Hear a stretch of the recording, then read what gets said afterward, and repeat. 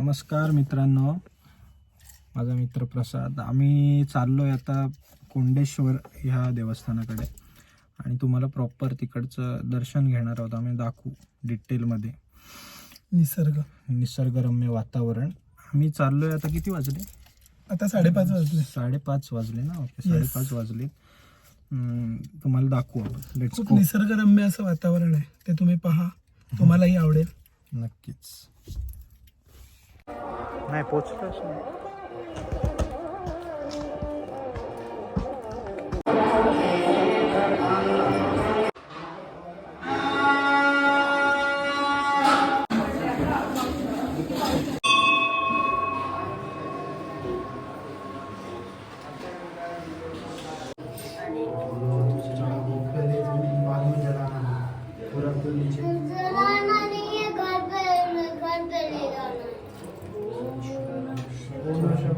हे गणपती मंदिर आहे आणि हे काली मातेचं मंदिर आहे. मार्च एंडिंगला आलोय, त्याच्यामुळे इथे हे सगळे धबधबे. हे पावसाळ्यात कुंड पूर्ण भरलेलं असतं.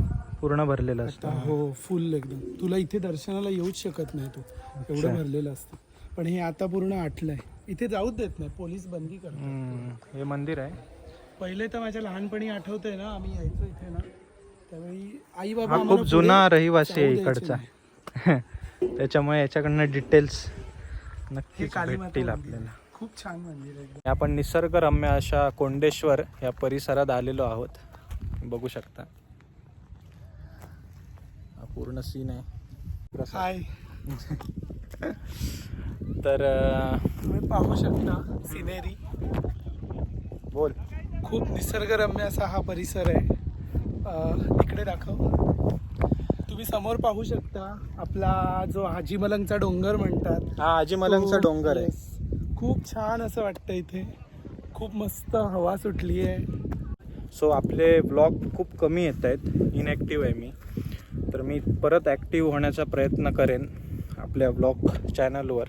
लवकरात लवकर लाईक करा, शेअर करा आणि सबस्क्राईब करा. बाय.